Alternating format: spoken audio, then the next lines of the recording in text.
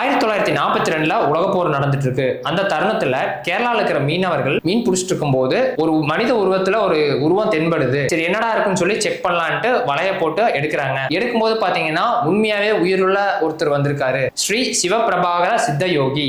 அவர் பாக்குறதுக்கு எப்படி இருந்தாருன்னா சிவனோட வடிவத்திலேயே இருந்தாரு.